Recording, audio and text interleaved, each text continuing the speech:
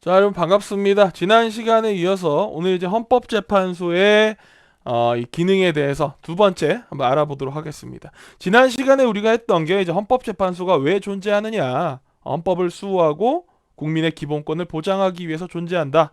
헌법재판소 어떻게 구성이 되느냐? 헌법재판관 9분이 있다. 이 9분은 3권 분립에 따라서 행정부에서 3명, 국회에서 3명, 그리고 사법부에 3명을 추천하고 추천된 인물들을 대통령이 각각 임명한다. 자, 그리고 그 중에서 한 분을 헌법재판소장으로 대통령이 국회의 동의를 얻어서 임명을 한다. 그럼 헌법재판관들의 자격 조건은 만 40세 이상의 법조 경력 15년 이상이어야 되고, 한 번 임명되면 6년 동안 임기를 보장받게 된다 했고, 그리고 연임이 가능하다 했죠. 그리고 정년은 만 70세까지 할 수 있다 얘기를 했었고, 헌법재판소장님이 우리나라 국가의전 서열에서 무려 4위로 국무총리보다도 더 위에 계신 분이다. 대단히 중요한 역할을 하고 계신 분들이다. 이런 얘기를 했었고, 그리고 이어서 이제 헌법재판소의 기능 5가지가 있는데 그 중에 첫 번째 위헌법률심판까지 우리가 보면서 지난 시간이 끝났습니다. 자, 그럼 오늘 이어서 헌법재판소에 이제 남아있는 기능 4가지를 같이 볼 건데요. 자, 4가지 중에서 첫 번째, 즉 전체 기능 중에서는 두 번째가 되겠죠. 자, 두 번째는 헌법소원심판이라는 게 있습니다. 헌법소원심판. 자, 이거 이제 여러분 잘 들어야 되는 게, 이 헌법소원심판과 지난 시간에 배웠던 위헌법률심판은 조금 비슷한 듯 헷갈립니다. 자, 헌법소원심판 뭔지 좀 제가 설명을 하고 위헌법률심판과는 뭐가 다른지 좀 설명해 드릴게요. 자, 국민이 국가의 법률이나 국가 제도에 의해서 개인의 기본권이 침해당했다고 생각할 때 헌법재판소에 해당 법률이 위헌이 아닌지, 또는 국가제도가 헌법에 위배되지 않는지 심판해달라고 직접 청구하는 제도가 헌법소원심판입니다. 여기까지 보면은 조금 애매해요. 지난 시간에 배웠던 위헌법률심판과 뭐가 차이인지 잘 모르겠습니다. 자, 차이가 있습니다. 자, 일단 헌법소원심판은 크게 2가지로 나뉩니다. 하나는 권리구제형 헌법소원이고, 또 하나는 위헌심사형 헌법소원이 있습니다. 자, 권리구제형 헌법소원은 국가의 어떤 제도가 헌법에 위배되지 않는지, 위배되어서 나의 기본권을 침해하지 않았는지 심판해달라고 하는 거니까, 지난 시간에 배웠던 위헌법률 심판하고는 완전히 구분이 되죠. 지금 권리구제 헌법소원은 국가의 제도를, 이 제도가 헌법에 어긋나지 않는지 물어보는 거고, 지난 시간에 배웠던 위헌법률 심판은 국가의 법률이 헌법에 위반되지 않는지를 헌법재판소에다 물어봐달라는 거니까 2가지는 완전히 달라요. 근데 이 헌법소원 심판 중에 국가의 법률이 이 헌법에 위반되지 않는지 알아봐달라고 하는 위헌심사형 헌법소원이 있다 했죠. 이거는 지난 시간에 배웠던 위헌법률 심판과 사실 다를 게 없어요. 결과적으로 놓고 보면은. 근데 왜 두 개를 굳이 구분해 놨냐? 자, 지난 시간에 배웠던 위헌법률 심판 같은 경우에는, 자, 개인이 어디다가 신청을 하는 거예요? 일반 법원에다가 신청을 하는 겁니다. 야, 이 법률이 이상하다. 지금 내가 이 법률 때문에 재판받고 있는데 이 법률 이거 헌법에 위반되는 거 아니에요? 법원에 있는 판사님들은 그렇게 생각하지 않으세요? 라고 법원에다가 신청을 하면은 법원이 여기에 대해서 제청에 동의한다는 겁니다. 제청을 하면 이게 헌법재판소로 가서 헌법재판소에서 그 법률을 심판하는 거죠. 그럼 이게 위헌 법률 심판이 되는 겁니다. 근데 내가 개인이 법원에다가 이거 법률이 이거 이상한데요? 이거 위헌 아닙니까? 라고 신청했는데 법원에 있는 판사님들이 아니야, 그렇지 않아, 내가 볼 땐 이거 헌법에 전혀 위반됨이 없어 하고는 제청하지 않고 기각을 했다. 그럼 이대로 이 개인의 이제 이 위헌 법률에 대한 어떤 심판에 대한 개인의 어떤 그 권리는 무시되냐? 그게 아닙니다. 이때 개인이 법원이 내 의견을 들어주지 않아? 기각시켰어? 좋아. 그럼 내가 직접 헌법재판소에 가서 이 법률이 위헌인지 아닌지 물어보고 심판해달라고 해야겠어 하면 그때 되는 게 바로 뭐냐면 이 위헌심사형 헌법소원입니다. 즉, 위헌심사형 헌법소원과 위헌법률 심판의 차이는 중간에 법원이 껴있냐 안 껴있냐의 차이로 구분할 수 있는 거죠. 물론 결과적으로는 국가의 법률을 헌법에 비추어서 잘못됐는지 잘 됐는지를 판단하는 거기 때문에 별 차이가 없는 것 같지만 과정상에서 차이가 있다는 겁니다. 자, 그러면 헌법소원 심판에 의해서 우리 생활에서 크게 바뀐 거, 이 헌법재판소가 기능을 제대로 했던 경우가 어떤 게 있는지 제가 또 두 가지를 보여드리겠습니다. 자, 첫 번째는 1999년에 있었던 군 가산점 제도 폐지가 있습니다. 자, 이게 뭐냐? 자, 원래는 여러분들, 우리가 이제 남성들이 군대를 가잖아요. 그쵸? 군대를 가면 이제 뭐, 지금 같은 경우 2년이 좀 안 되지만, 과거에 선생님 아버지 세대는 뭐 3년 이상씩도 군대에 계셨다 그러더라고요. 선생님도 군대에서 2년을 복무했는데, 자, 군대에 갔다 오면은, 원래 공무원 채용 시험할 때 한 3%에서 5% 정도의 가산점을 줬습니다. 현역을 복무하고 오면은. 가산점을 줬기 때문에, 남성들이 아무래도 공무원 채용하는데 좀 더 유리했죠. 남성이 다 유리한 건 아니고 어디에 갔다 온 군대에 갔다 온 남성들은 공무원 채용 시험에 있어서 좀 유리했습니다. 군대를 가지 않은 남성이나 또는 여성에 비해서 좀 유리했죠. 근데 이제 이게 여성 단체들이 이거 좀 위헌이다. 우리나라 헌법에 보면은 남자든 여자든 차별하지 않고 서로가 모두 평등하다라고 하는 평등권이 보장이 돼 있는데 왜 군대를 갔다 왔다는 이유 때문에 가산점을 줘서 이 평등권을 침해하느냐?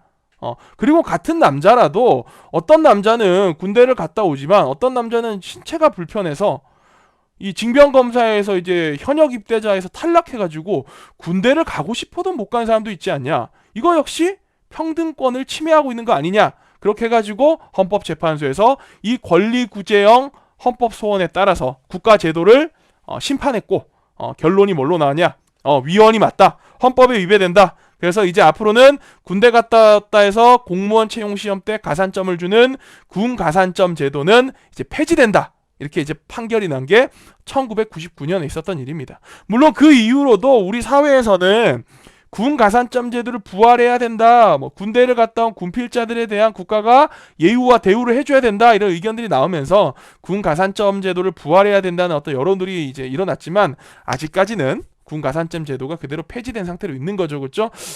실제로 뭐 여성이라고 해서 다 군 가산점 제도 부활에 대해서 반대하진 않습니다. 실제로 한국 갤럽에서 남녀 성인을 대상으로 설문조사 해본 결과 남성 응답자의 84.6%는 군 가산점 제도를 부활해야 된다라고 찬성을 했고 여성 응답자 가운데서도 무려 74.2%가 군 가산점 제도가 부활되는 게 맞다라고 찬성을 했습니다. 지금 여기 인터뷰 내용 봐도 이분들 다 여성 인터뷰어들이지만 전부 다 군 가산점 제도에 대해서 우호적으로 생각하시고 있음을 알 수 있죠.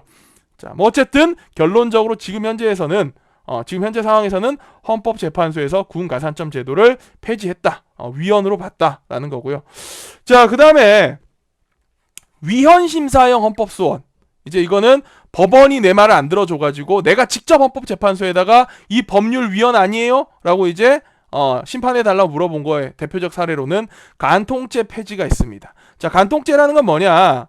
남성이든 여성이든 혼인을 한 기혼자가 자신의 배우자가 아닌 다른 사람과 성관계를 갖는 거를 간통이라 그러고 원래 우리나라 형법에서는 이 간통에 대해서 징역 2년 이상으로 다루고 있었어요.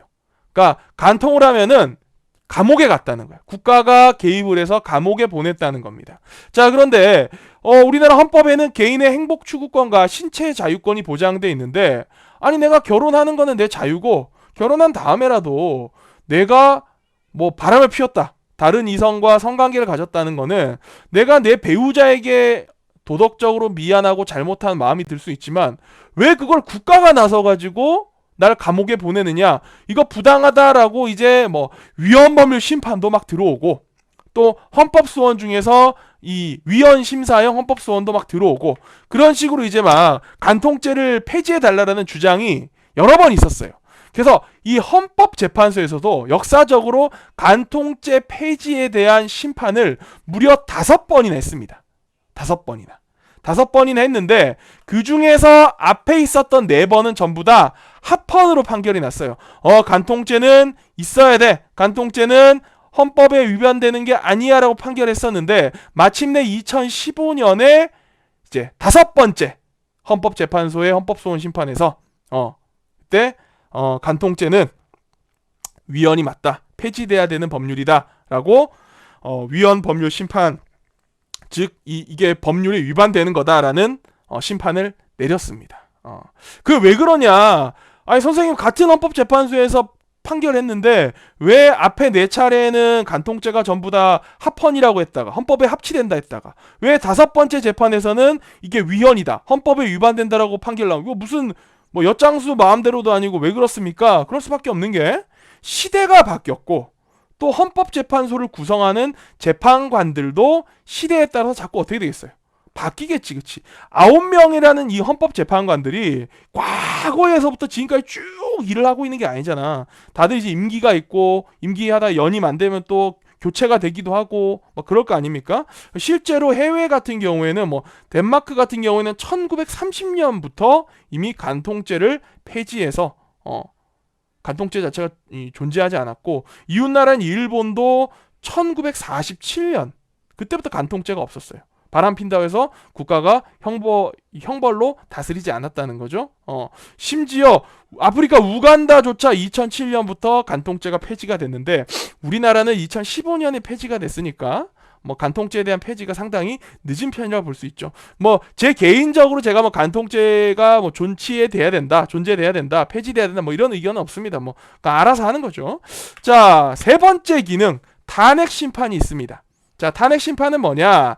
탄핵이라고 하면 고위공직자를 그 자리에서 파면시키는 행위를 탄핵이라 하거든요. 그러니까 고위공직자, 아주 높은 공직자, 대통령이나 뭐 대법관이나 대법원장이나 이런 아주 높은 고위공직자를 그 자리에서 파면시킬지 말지를 결정하는 기능이 바로 이 헌법재판소의 탄핵 심판 기능입니다. 그래서 국회에서 고위공직자에 대한 탄핵안을 의결했다. 국회에서 통과했을 때 실제 이제 최종적으로 이 사람을 파면시킬 건지 말 건지를 심판하는 게 바로 이 헌법재판소의 손에 달려 있는데요. 우리나라에서는 2017년 박근혜 전 대통령이 탄핵 심판되면서 파면됐죠. 그러면서 우리나라 헌정사상 최초로 현직 대통령이 파면되는 일을 맡게 됐습니다. 실제로 우리나라 역대 대통령 중에서 헌법재판소에 이 탄핵 심판이 넘겨진 대통령은 총 2분이 계셨습니다. 한 분은 노무현 대통령이었고 또 한 분은 박근혜 대통령이었는데 둘 사이에 이제 결론이 달랐죠. 노무현 대통령 같은 경우는 헌법재판소에서 탄핵을 할 사유가 안 된다, 탄핵안을 기각한다 해서 노무현 대통령이 다시 대통령 자리를 복귀할 수 있었고 이 박근혜 대통령 때는 이제 지금 당시 이정미 헌법재판소장 권한대행이신 분인데 헌법재판관님이십니다. 이분이 주문, 법원에서 판결문 최종에 읽는 이제 문장을 주문이라 그래요. 주문. 이게 아브라카다브라 이런 게 아니에요. 주문. 피청구인 대통령 박근혜를 파면한다 하면서 실제로 대통령이 파면됐죠. 자, 이런 식으로 헌법재판소의 세 번째 기능은 바로 고위공직자를 파면시킬 수 있는 탄핵 심판 권한입니다. 자, 네 번째 권한 뭐가 있냐? 네 번째 기능. 자, 정당 해산 심판이 있어요. 우리나라는 대의민주주의 제도를 채택하고 있는 국가죠. 앞서서 우리가 입법부에서 배웠다시피 우리나라 사람들 직접 민주정치를 할 수 없기 때문에 국민의 대표인 국회의원들을 뽑아서 그들로 하여금 대신 간접 민주정치를 실시하고 있다 했죠. 자, 근데 이 국회의원들은 각자가 본인이 원하는 정치적 방향과 각자의 생각이 서로 다르기 때문에 비슷한 정치적 생각을 갖고 있는 사람끼리 모여서 정당이라고 하는 단체를 만듭니다. 우리나라에 지금 정당 보면은 뭐 여당으로는 더불어민주당이 있고 야당으로는 뭐 국민의힘이라든지 국민의당이라든지 뭐 정의당이라든지 녹색당이라든지 여러 정당들이 있죠. 자, 근데 이러한 정당의 목적이나 활동이 대한민국의 민주주의의 질서를 해친다. 정당의 목적이나 활동이 민주주의 질서를 해치고 어긋난다면 그 정당을 존속시켜서는 안 되겠죠. 예를 들어 선생님이 만약에 당을 하나 만드는 거예요. 제가 활빈당을 만들었어. 나는 뉴 활빈당을 만들었다. 이래가지고는 홍길동 선생님의 정신을 이어받아서 앞으로 부자들의 재물을 털어서 가난한 자들에게 나눠줘야겠다 해가지고 부자들의 재물을 훔치는 건 죄가 안 돼요. 막 이렇게 주장하고 다니는 거예요. 그럼 이거는 대한민국 민주주의 질서에 어긋나는 정당이라 볼 수 있겠지. 이런 정당이 있으면 안 될 거 아니야. 또는 내가 뭐 당을 만드는데 테러당을 만들어서 앞으로 마음에 안 드는 시설물이나 사람들은 전부 폭탄 테러를 해버리겠다. 뭐 이런 테러당을 만들면 안 되겠죠. 그렇죠? 자, 이런 정당, 이 민주주의 질서에 어긋나는 정당을 그 정당이 더 이상 활동할 수 없도록 해산시킬 수 있는 이 권한이 바로 정당 해산 심판이라는 권한이고, 이 권한이 바로 누구한테 있냐? 헌법재판소에 있다는 겁니다. 우리나라가 1948년에 대한민국 이 정부가 출범한 이래로 지금까지 헌정사상 이 헌법재판소의 정당해산 심판이 딱 몇 차례 이루어졌냐? 딱 한 번 시행됐습니다. 그게 바로 2014년에 있었던 통합진보당 해산심판인데요. 당시 우리나라 진보정당 중에 통합진보당이라고 하는 정당이 있었는데, 이 정당의 국회의원, 소속된 국회의원 이석기라는 국회의원이 있었습니다. 이 사람이 모르겠어요. 대법원의 판결 내용은 이 사람이 북한을 추종하는 사람입니다. 북한의 이제 김정은을 I love you 하는 사람이고, 이 사람이 이제 우리나라에서 비상 사태가 발생하게 되면은 우리나라의 여러 가지 주요 시설물들, 발전소나 공장 등을 파괴를 해야 되고 폭탄 테러해야 되고 이런 식의 이제 이런 내용을 사람들에게 선동을 했습니다. 그래서 내란 선동을 했다는 게 유죄가 나가지고 징역 9년을 받게 됐고, 지금도 현재 교도소에 수감 중인 사람이에요. 이제 이런 좀 위험한 인물이 국회의원으로 있었던 이 통합진보당도 이거 수상하다, 이게 정상적인 정당이라 볼 수 없다, 그래가지고 대한민국 당시 정부에서 이 통합진보당을 해산하는 심판해달라고 헌법재판소에 요청을 했고, 헌법재판소에서는 이 통합진보당이 해산돼야 된다라고 판결했습니다. 그래서 여기 보면 뉴스 속보 제목으로 헌정사상 대한민국 헌법이 만들어지고 헌법이 통치하는 사상 첫 정당해산 심판 선고해가지고, 이분이 당시에 이제 헌법재판소장이었던 박한철이었나 이름이 그럴 건데, 이분이 이제 통합진보당 해산한다 땅땅땅 해가지고는 통합진보당이 해산됐었죠. 자, 이렇게 네 번째 기능 정당해산 심판을 받습니다. 자, 마지막으로 이제 다섯 번째 헌법재판소의 기능이 바로 뭐냐? 권한쟁의 심판입니다. 권한쟁의 심판은 뭐냐면, 국가 기관 사이에 어떤 권한에 있어서 다툼이 발생했다. 이거 내 건데? 아닌데 이거 네 건데? 이런 식으로 국가 기관 간에 어떤 다툼이 발생했어요. 그때 잠깐 싸우지 말고 이건 네 거고 이건 네 거고 이렇게 딱 교통 정리해주는, 그 조정해주는 심판이 바로 권한쟁의 심판입니다.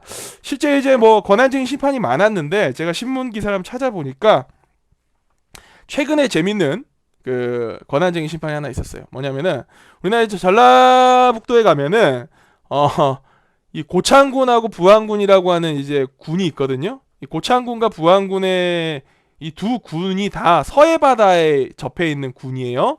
그러니까 고창군, 부안군 둘 다 국가기관이죠. 지방자치단체니까. 얘네들 사이에 무슨 권한의 이 다툼이 생겼냐면, 지금 이제 이 현 정부 들어서 이제 원자력 발전소를 이제 많이 가동을 줄이고 이제 새롭게 밀고 있는 게 이제 친환경 대체 에너지라 그래가지고, 하나가 이제 태양광 발전이고 또 하나가 풍력 발전이죠. 그래서 이제 정부에서는 서해 바다에 이 바다 위에다가 해상 풍력 발전소라는 걸 이제 만들려고 합니다. 지금 이렇게 바다 위에다가 바닷물 아래 이 바닷속에 바닷속 땅에다가, 바닷속 지표에다가 이제 파이프를 박아서 기둥을 세운 다음에 그 위에다가 거대한 풍력 발전기를 설치하는, 이게 해상 풍력 발전소인데, 이 해상 풍력 발전소를 이제 설치하는 여러 지역 중에 하나가 여기 앞에 서해 바다의 고창군과 부안군 앞바다, 여기가 지정이 된 거예요. 자, 이제 여기다 풍력 발전소를 짓는데, 이 서해 바다도 지방자치단체별로 각각의 이제 어느 바다까지가 부안군 바다고 어느 바다까지가 고창군 바다, 이게 정해져 있어야 되거든. 근데 이제 여기가 좀 애매한 지역이었나 봐. 그래서 이제 여기다가 풍력발전소를 지으면, 이 풍력발전소를 지어서 이용하는 그 바다를 갖다 우리가 공유수면이라 그러는데, 공유수면을 사용하는 사용료를 내야 돼, 이 발전회사에서. 이제 부안군은 여기가 우리 바다다, 우리한테 사용료 내라 라고 하는 거. 고창군은 뭔 소리냐, 여기 우리 바다다, 우리가 사용료 받는 게 맞다, 이렇게 서로가 다툰 거예요. 다퉈가지고 이게 답이 안 나오니까 헌법재판소에다가 여기 바다가 누구 바다인지 심판해주세요 라고 했고, 헌법재판소에서는 권한쟁의 심판을 통해서 여기 바다는 선을 쫙 그었어요. 선을 그어가지고, 자, 요렇게 해상풍력 발전 기지가 있으면 요렇게 선을 그어서 이쪽은 부안군, 이쪽은 고창군으로 하라라고 솔로몬의 판결을 내려줬습니다. 자, 이런 게 바로 권한쟁의 심판입니다. 자, 이렇게 우리가 총 5가지 헌법재판소의 기능을 살펴봤습니다. 첫 번째, 우리나라의 법률이 헌법에 위반되는지 아닌지를 판단해보는 위헌법률 심판. 두 번째, 우리나라의 법률이나 국가 제도가 헌법에 위반되는지 안 되는지를 심판하는 헌법소원 심판인데, 헌법소원 심판과 위헌법률 심판의 구체적 차이가 뭔지 설명해 드리려고 헷갈리면 안 돼요. 세 번째가 고위공직자, 대통령이랄지라도 그 자리에서 파면시켜버릴 수 있는 탄핵 심판. 네 번째, 우리나라의 정치활동을 위해 만들어진 단체인 정당이 민주질서를 위반하거나 해친다 판단할 때 그 정당을 해산시킬 수 있는 정당해산 심판. 그리고 마지막으로 이제 국가기관 간의 권한 다툼이 발생했을 때 이를 조정해주는 권한쟁의 심판. 이렇게 5가지의 심판을 우리가 오늘 배웠습니다. 자, 이렇게 해서 여러분들 이제 국가기관과 헌법에 대한 두 번째 단어 내용을 다 배웠고, 다음 시간에 이제 우리 형성평가하고 나면은 바로 이어서 경제 단원을 들어가게 됩니다. 자, 오늘 수업 듣느라 고생 많았고요. 다음 시간에 형성평가로 우리 만납시다. 자, 다들 쉬세요.